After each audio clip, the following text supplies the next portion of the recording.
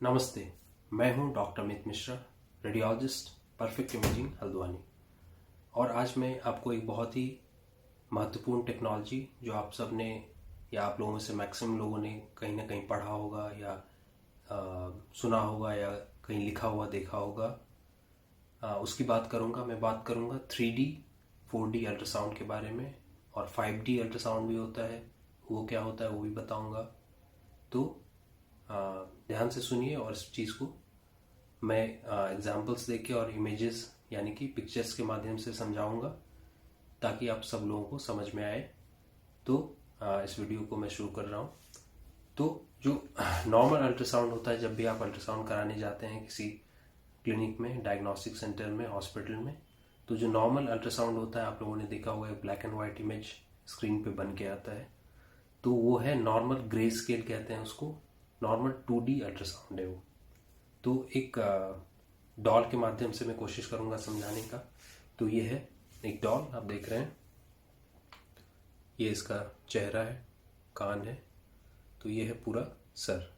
तो let's say कि हम एक 2D अल्ट्रासाउंड कर रहे हैं। ये मान लेते हैं कि ये पेट में पल रहा एक बच्चा है। तो इसके माध्यम से मैं आपको समझाऊंगा कि क्या है 2D 3D 4D और 5D। तो चूंकि इसका जो मैक्सिमम जिस कंडीशन में यानी कि इस अल्ट्रासाउंड को जो सबसे ज़्यादा हम यूज़ करते हैं वो है प्रेगनेंसी में। तो 3D 4D और 5D अल्ट्रासाउंड का जो सबसे ज़्यादा यूज़ है वो है प्रेगनेंसी में। तो इसके अलावा भी यूजेस हैं, वो मैं आपको बताऊंगा आगे, लेकिन प्रेगनेंसी में जो है सबसे ज़्यादा इसका यूज़ है। तो 2D अल्ट्रासाउंड जैसे मैं कह रहा था, अगर आप जाते हैं किसी क्लिनिक में या डायग्नोस्टिक सेंटर में या हॉस्पिटल में अल्ट्रासाउंड कराने, तो जो normal black and white image बन के आती है स्क्रीन पे वो है एक नॉर्मल 2D इमेज। तो इस डॉल का जो इमेज, एक अल्ट्रासाउंड मशीन जो एक इमेज लेगा, तो एक बार में वो एक सतह यानी कि इस सतह का इमेज बनाएगा और वो स्क्रीन पे दिखाएगा। तो वो एक नॉर्मल 2D इमेज है।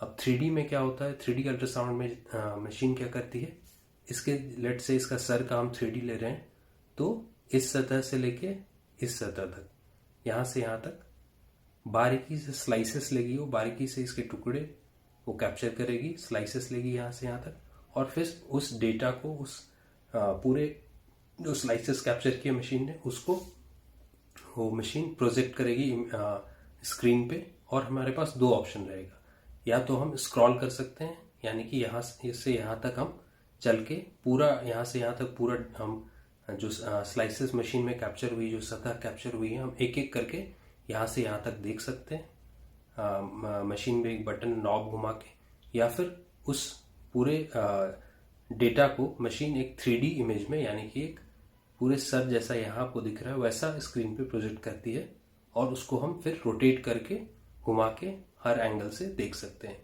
तो ये है 3D। तो इसका यूज़ कहाँ पे होता है इस 3D टेक्नोलॉजी का? तो इसका जो सबसे इम्पॉर्टेंट यूज़ है और सबसे मैक्सिमम जहाँ यूज़ होता है वो है बच्चे का फेस देखने के लिए, यानी कि बच्चे का नाक कैसा है, बच्चे का ये होंठ कैसा है, नाक कैसा है, कान कैसा है, सर कैसा है प्रॉपर। तो ये इस कंडीशन में जब भी प्रेगनेंसी में लेवल 2 स्कैन होता है, जैसे मैंने पिछले वीडियोस में बताया लेवल 2 के बारे में, तो जब भी लेवल 2 स्कैन के लिए फीमेल्स आते हैं या उससे पहले भी, तो हम एक 3D ज़रूर कोशिश करता हूँ मैं, इंडिविजुअली मैं अपने बारे में बोल सकता हूँ कि मैं हमेशा एक 3D ज़रूर फेस का लेता हूँ लेवल 2 स्कैन के टाइम पे, ताकि हम बच्चे के फेस को बहुत अच्छे से देख लें, और जो पेरेंट्स हैं उनको भी एक सेटिस्फैक्शन, एक संतुष्टि मिले कि ये बच्चा जो पेट में पल रहा है उसका चेहरा हम देख पाए। तो ये जो पेरेंट्स होते हैं उनको भी सेटिस्फैक्शन होता है, और मुझे भी पर्सनली बहुत अच्छा लगता है कि मैं फेस पेरेंट्स को डेमॉन्स्ट्रेट कर पाया। तो सबसे जो इम्पोर्टेंट यूज़ है 3D अल्ट्रासाउंड का वो है प्रेगनेंसी में, और स्पेशली फेस देखने के लिए।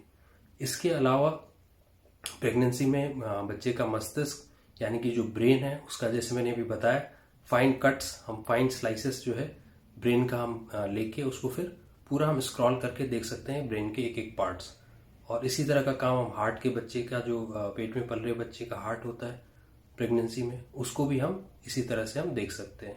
इसके अलावा जो स्पाइन होता है बच्चे की, रीढ़ की हड्डी, जो पेट में पल रहा बच्चा है उसका स्पाइन, हम पूरा जो रीढ़ की हड्डी है वो पूरा हम इवेलुएट कर सकते हैं स्लाइसेस लेके।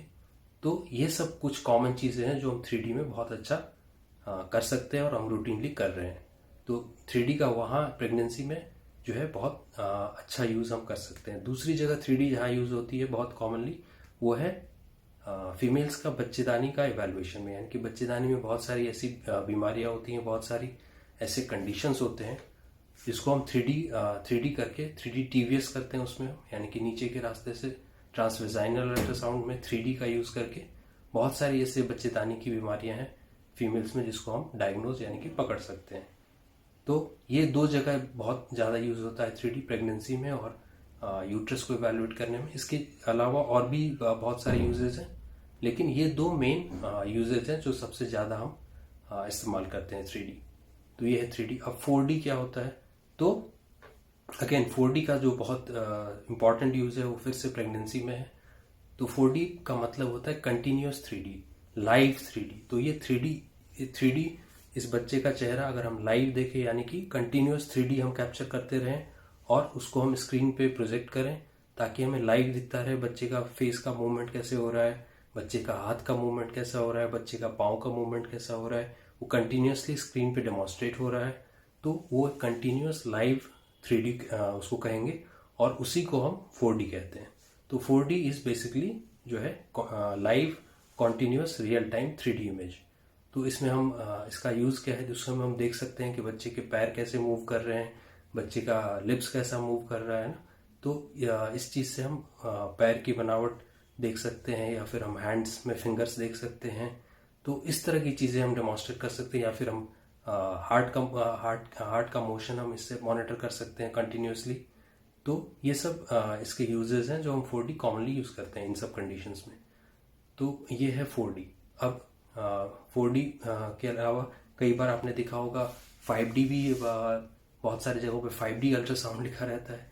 तो 5D अल्ट्रासाउंड बेसिकली इसमें दो तीन चीज़ें हैं। 5D का क्या मतलब होता है? तो 5D का मतलब ये होता है कि मशीन बहुत सारी ऑटोमेशन यूज़ करेगा, यानी कि बहुत सारी चीज़ें जो मैनुअली हम करते हैं उसको मशीन ऑटोमेटिकली करेगी।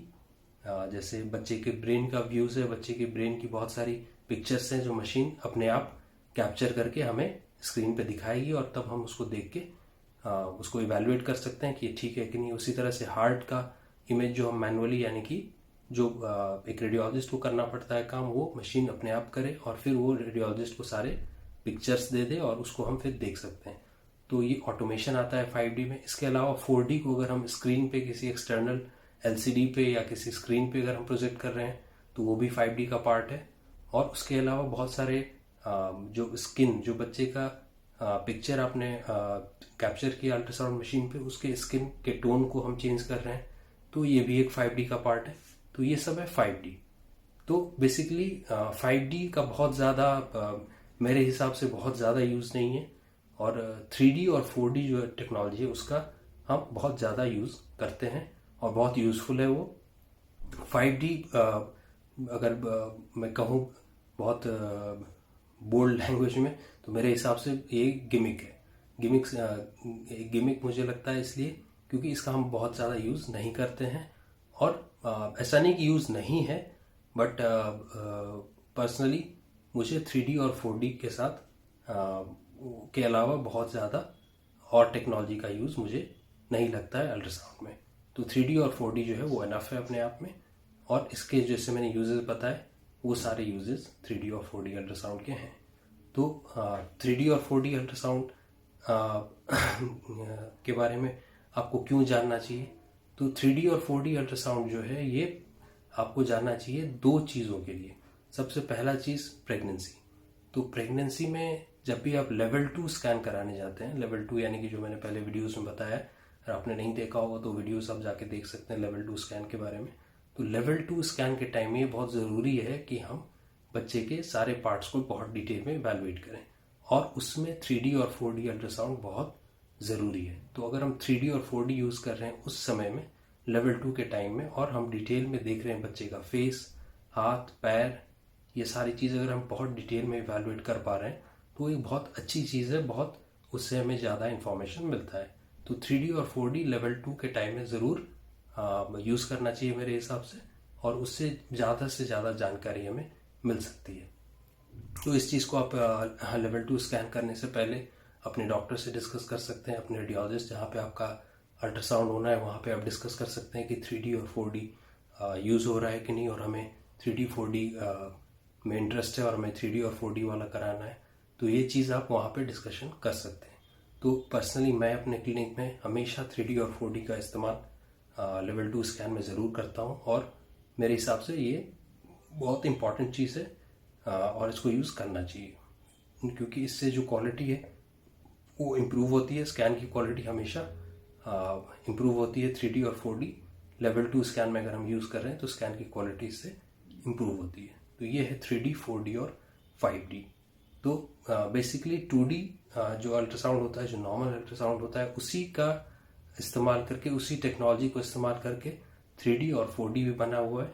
लेकिन इसके यूजेस जो हैं, जैसे मैंने बताया, इसको यूज़ करने से कुछ चीज़ों में बहुत अच्छा इम्प्रूवमेंट और बहुत ज़्यादा जानकारी हमें मिल सकती है, जैसे मैंने बताया आपको इस वीडियो में।